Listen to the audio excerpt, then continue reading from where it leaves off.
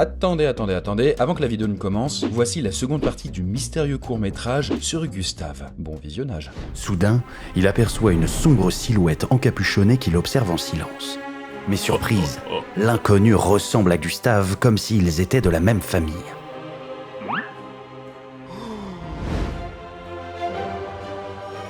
Face à lui, il aperçoit un groupe d'hommes. Tous arborent une pilosité sans pareille et l'observent avec bienveillance. Gustave n'en croit pas ses yeux. Un tourbillon de fumée plus tard, Gustave traverse le temps et les âges. Il ne sait pas si ce qu'il voit est réel, pourtant tout ceci lui paraît familier. D'abord, c'est un fabricant de toges proche de César. Ensuite, c'est un vendeur de braises et d'étoffes, certainement un brillant tisserand. Le prochain est chapelier, visiblement de grand talent. Puis, il assiste à la création de la célèbre petite robe noire. La dernière version est une scène de famille, et c'est lui-même que Gustave reconnaît. Il est là, nourrisson, blotti dans les bras de son père. Son père qu'il n'a pas vu depuis si longtemps. Ému, Gustave voit son paternel se lever et lui tendre. Mais qu'est-ce que c'est ? Mais oui, c'est une machine à coudre. Étonnant. C'est alors que Gustave comprend. Depuis toujours, les hommes de sa famille se transmettent un étonnant savoir. Il se met à rêver d'une vie différente, une vie dans laquelle il serait lui aussi digne de sa lignée, une vie de créateur, de styliste. Il sera le prochain. Disparu dans un écran de fumée, le rêve est terminé. Était-ce une hallucination ou une vision prophétique ? Et comment cette machine a-t-elle pu arriver ici ? Qu'importe. Il rendra ses ancêtres fiers et deviendra l'homme qu'il doit être. Un cobaye, oui, mais aussi un héros, un ambitieux, une icône.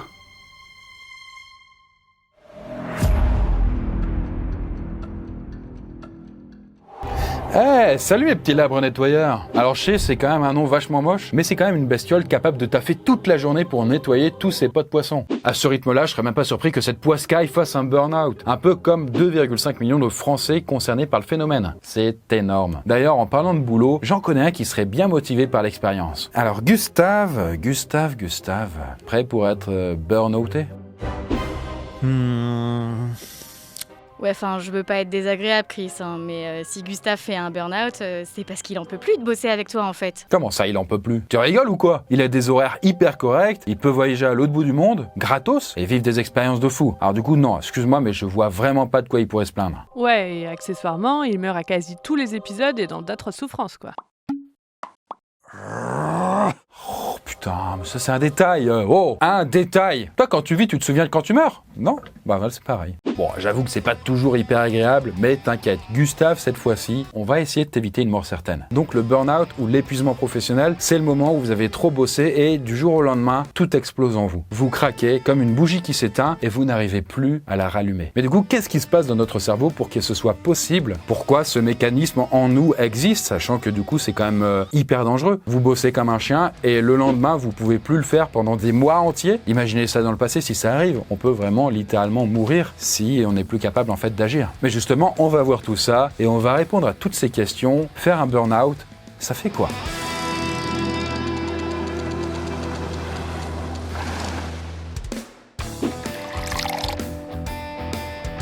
Alors comme ça, Gustave en aurait marre de bosser avec moi. Et je l'aurais même pas vu. Attends, il faut que tu me fasses un signal là parce que j'ai rien vu. En même temps, ce serait pas si surprenant quoi, j'avoue.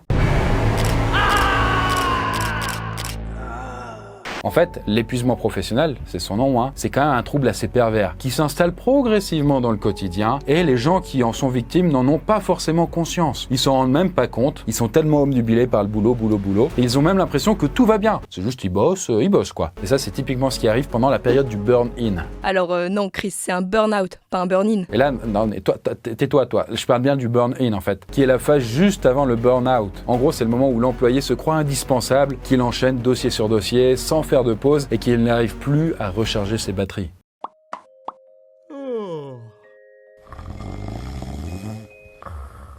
Mais le pire dans tout ça, c'est que très souvent, la personne assure que tout va bien, qu'elle est juste un peu fatiguée et que ça va vite passer, quoi. C'est faux.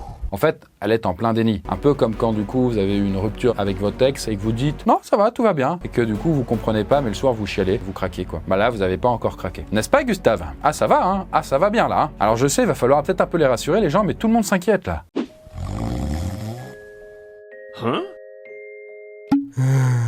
Ouais, mais du coup, comment on fait la différence entre une fatigue passagère et les vrais symptômes du burn-in? Eh bien en fait, il peut y avoir des symptômes physiques, comme des migraines, des maux de ventre, des douleurs musculaires, et bien sûr une fatigue constante que même une grosse nuit de sommeil n'arrive pas à combler. Bref, vous n'êtes jamais rassasié en fait de repos. Et puis on peut aussi voir des changements de comportement, genre la personne va être de plus en plus tendue, un peu trop cynique, elle va avoir du mal à se concentrer, à trouver la motivation, elle peut même se mettre à détester son taf alors que c'était pas le cas jusqu'alors. C'est pas la grosse forme en vrai quand tu commences à creuser. Et évidemment, il y a un autre acteur qui rentre en jeu dans le burn-in. Et ce n'est pas ce con là, hein, c'est pas ce toubib là qui arrête pas de passer là. Non, c'est pas lui. Et c'est le stress qui va s'installer petit à petit dans le quotidien. Et pourtant, le stress n'est pas toujours mauvais pour la santé. Au contraire en vrai, hein. Puisque quand on panique, on crée naturellement des hormones comme le cortisol ou l'adrénaline qui aident à rester alerte et à mettre le corps en mouvement en cas de danger. Donc le stress, c'est comme la peur, ça vous indique en fait que du coup, faut passer à l'action. Donc c'est plutôt bon en réalité. Or, si on arrive à gérer de temps en temps les petits coups de pression, un stress trop intense et prolongé, qui dure, ça devient de plus en plus compliqué à gérer et surtout ça nous ronge. En effet, plusieurs scientifiques estiment que notre système de réponse au stress n'est pas fait pour être activé constamment. À la longue, le stress chronique mène à l'épuisement de l'organisme et va surtout dérégler tous nos autres systèmes physiques, comme ceux qui régulent la pression artérielle, le rythme cardiaque ou encore le taux de sucre dans le sang. Et le problème avec le burn-in, donc ce qui va précéder le burn-out, c'est que ça peut durer des semaines, des mois, voire même des années. Si ça monte comme ça, crescendo, vous voyez un petit peu la marmite avec l'eau qui bout de plus en plus, discrètement, sans que vous vous rendiez compte. À un moment, l'eau entre en ébullition et c'est là où il y a la catastrophe. Tired of pasta water boiling over the top of your pot? Take a wooden spoon and just lay it over the top of the pot.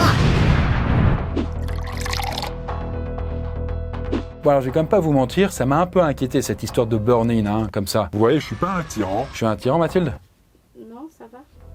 Redis-le, plus de conviction? Non, ça va, t'es pas un tyran.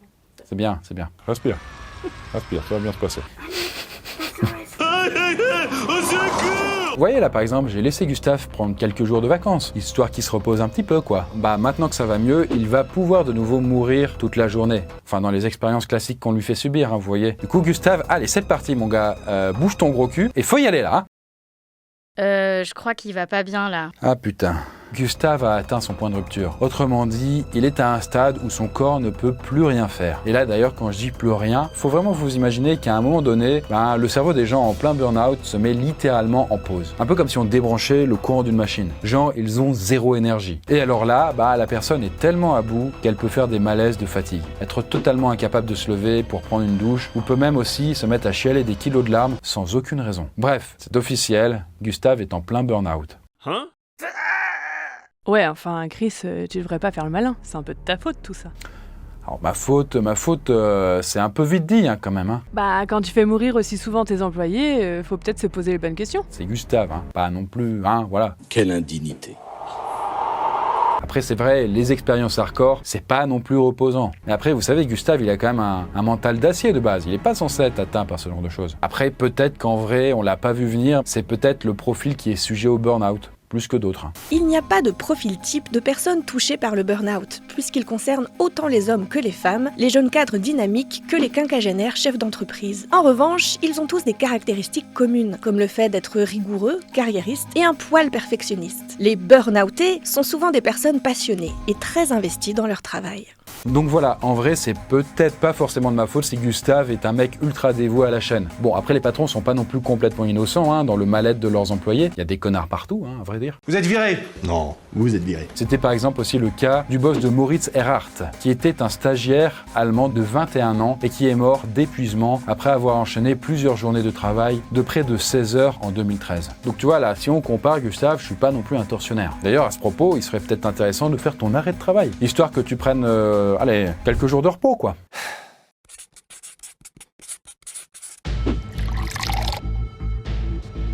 Alors bon, on va pas non plus prendre trop de temps de repos, Je rappelle quand même qu'il y a du boulot, il y a des ça fait quoi à tourner, enfin voilà, faut que ça tourne.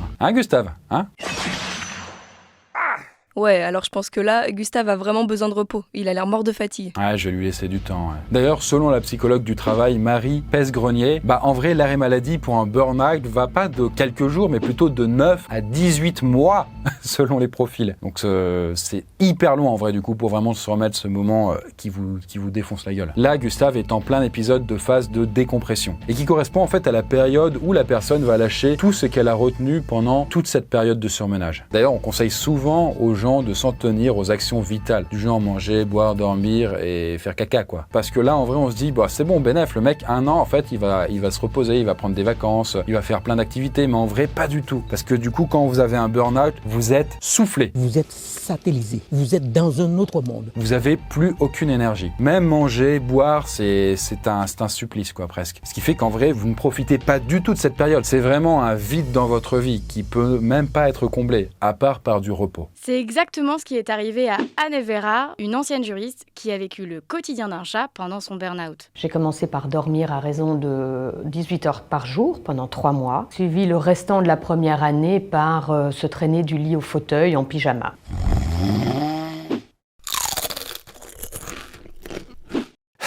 Ouais, c'est un peu comme une grosse dépression finalement.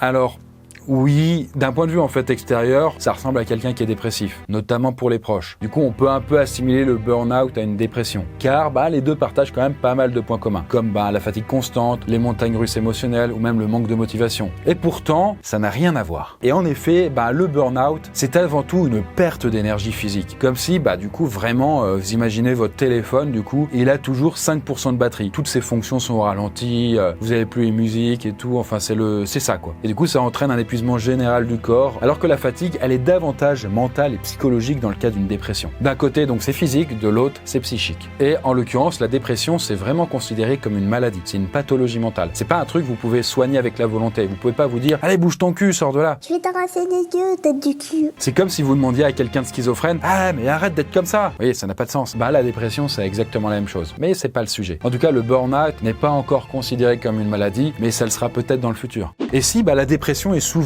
caractérisée par des pertes d'intérêt et de plaisir de la vie, les personnes qui sont en burn-out peuvent avoir encore plein de projets en tête, et même si elles sont clouées au fond de leur lit. D'ailleurs, elles pourraient être frustrées d'avoir cette sensation d'être bloquées dans leur propre corps, sans rien pouvoir faire. C'est vraiment, pour reprendre la métaphore du coup, entre le physique et le mental, le burn-out, vous avez la voiture qui n'a plus de carburant, donc vous êtes le conducteur et vous pouvez pas avancer. Alors que la dépression, c'est le conducteur qui n'arrive plus à conduire. Et en plus, chimiquement parlant, ce qui se passe dans le cerveau, ce qui est un peu dégagé là-dedans, c'est tout à fait différent.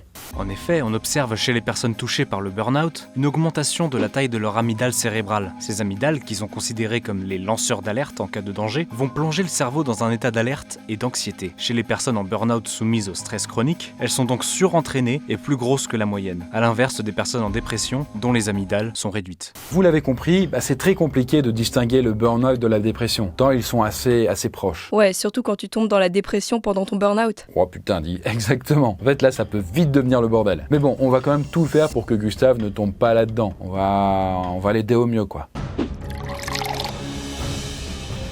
Et du coup, après quelques semaines à dormir comme jamais, ça y est, Gustave a retrouvé forme humaine et il est sorti de son lit. Félicitations, mon champion. Alors attention, c'est pas parce qu'il sort de son lit qu'il va mieux. Alors il va assez mieux pour pouvoir marcher et se balader, mais il est loin d'être tiré d'affaire. Là, vous pouvez pas le prendre et le remettre au boulot parce que sinon, il replonge direct. Ok, mais du coup, qu'est-ce qu'il faut faire ? Il y a des soins particuliers pour apaiser les personnes victimes de burn-out ? Généralement, c'est le moment où la personne peut aller consulter un thérapeute, histoire de comprendre comment et pourquoi elle en est arrivée là. Parce que si la personne n'a pas encore l'âge de la retraite, elle va forcément devoir retourner au travail un jour. Et comme l'objectif n'est pas de refaire un burn-out, évidemment, ça peut être sympa de faire à ce moment-là peut-être une petite thérapie pour éviter de replonger. Parce qu'il faut quand même que vous vous rendiez compte que si le burn-out est un procédé d'épuisement physique, il y a aussi toute une partie psychologique avec une grosse perte de confiance en soi. Genre typiquement, les gens qui sont dans cet état passent leur temps à se dévaloriser, à se sentir coupables, inutiles. Bref, ils se sentent un peu comme des grosses merdes, quoi. D'ailleurs, toi, Gustave, t'en penses quoi ? Oh Gustave, arrête, pleure pas comme ça. T'assures, t'as vraiment très très bien fait ton taf. Vraiment, on y croyait à chaque fois que tu mourais et que tu mettais du cœur à l'ouvrage. Et ça, c'était beau à voir. Tu nous as vraiment émus. Suffit de voir tous les gens qui ont fait des pétitions, en vrai, sur Internet. Regardez, ça c'est une pétition pour que Gustave ne souffre plus. C'est poubelle. C'est mort. Mais Chris, t'as pas d'autre solution pour Gustave? Non, parce qu'il a beau être un peu teubé, il me fait de la peine là. Eh bien justement, oui. En fait, outre les sessions chez un pro de la santé, les burn-outés peuvent avoir recours à la stimulation magnétique transcrânienne, qui est un traitement en fait issu des neurosciences et qui permet d'apaiser les gens quoi.